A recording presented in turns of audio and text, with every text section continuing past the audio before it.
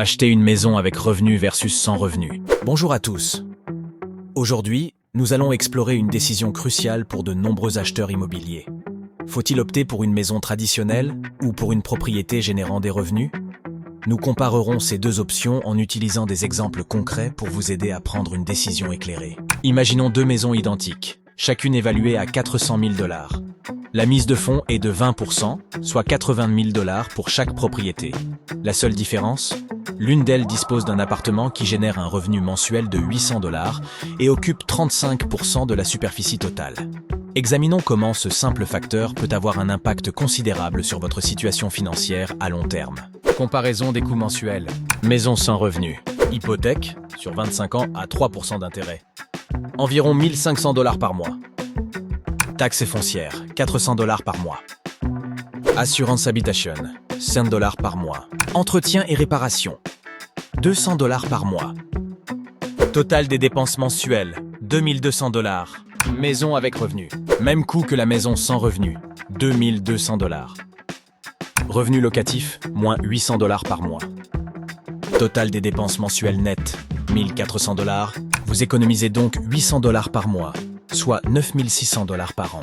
Avantages fiscaux. L'achat d'une maison avec revenu offre des avantages fiscaux significatifs. Non. Déduction des intérêts hypothécaires. Vous pouvez déduire une partie des intérêts hypothécaires proportionnelle à la superficie louée. 35% dans notre exemple. 2. Déduction des dépenses. Les coûts d'entretien, de réparation et d'amélioration liés à la partie locative sont déductibles d'impôts. 3. Amortissement. Vous pouvez amortir la portion locative de votre propriété sur plusieurs années, réduisant ainsi votre revenu imposable.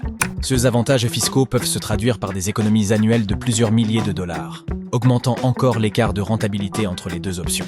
Impact sur la capacité d'emprunt. Le revenu locatif peut significativement augmenter votre capacité d'emprunt. Les prêteurs considèrent généralement 50 à 75% du revenu locatif dans le calcul de votre ratio d'endettement. Dans notre exemple, revenu locatif, annuel, 9 600 $. 50% pris en compte, 4 800 $. Cela équivaut à une augmentation de votre revenu annuel de 4 800 $, ce qui pourrait vous permettre d'emprunter environ 20 000 $ à 25 000 $ de plus, selon les critères du prêteur. Appréciation de la valeur et effet de levier. Supposons une appréciation annuelle de 3% pour les deux propriétés. Maison sans revenu. Valeur initiale, 400 000 $. Valeur après 5 ans, environ 463 600 $. Gain en capital, 63 600 $. Maison avec revenu, même gain en capital, 63 600 $. Plus-value supplémentaire due au revenu locatif, calculé sur le revenu net capitalisé, environ 15 000 $ à 20 000 $. Gain total, environ 80 000 $. De plus, le revenu locatif vous aide à rembourser votre hypothèque plus rapidement, augmentant votre capital propre à un rythme accéléré. Diversification des revenus. Une maison avec revenu offre une diversification des sources de revenus, ce qui peut être crucial en cas de perte d'emploi ou de ralentissement économique.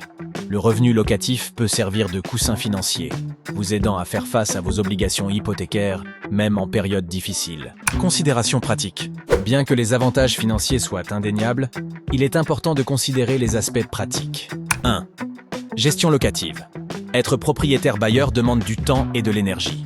Vous devrez gérer les relations avec les locataires, les réparations et parfois des conflits. 2. Intimité. Partager votre propriété avec des locataires peut affecter votre intimité. 3. Réglementation. Assurez-vous de comprendre les lois locales en matière de location et de zonage. 4. Coûts initiaux. L'aménagement d'un appartement locatif peut nécessiter des investissements supplémentaires. 5. Vacances locatives. Prévoyez des périodes où l'appartement pourrait être inoccupé. Stratégie pour maximiser le rendement. Pour tirer le meilleur parti de votre maison avec revenu. 1. Optimiser le loyer. Effectuez une étude de marché pour fixer un loyer compétitif. 2. Entretenez bien la propriété. Un bon entretien attire et retient les locataires de qualité. 3. Constituez un fonds de réserve. Mettez de côté une partie du revenu locatif pour les réparations futures. 4. Envisagez l'automatisation. Des systèmes de paiement en ligne et des serrures intelligentes peuvent simplifier la gestion. 5.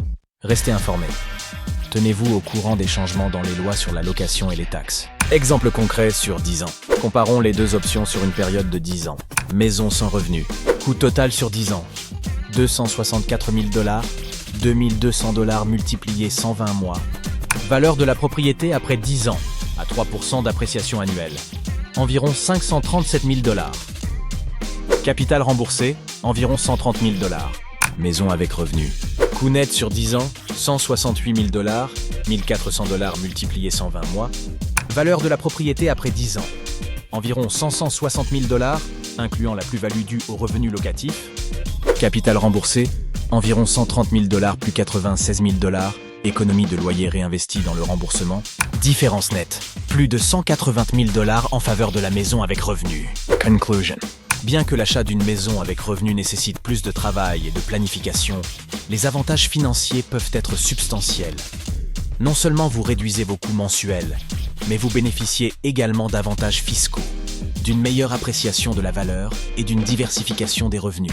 Avant de prendre votre décision, évaluez soigneusement votre situation personnelle, vos objectifs à long terme et votre tolérance pour la gestion locative. Consultez des professionnels de l'immobilier et de la finance pour obtenir des conseils personnalisés. Merci d'avoir suivi cette analyse comparative. N'oubliez pas de liker et de vous abonner pour plus de contenu sur l'investissement immobilier intelligent.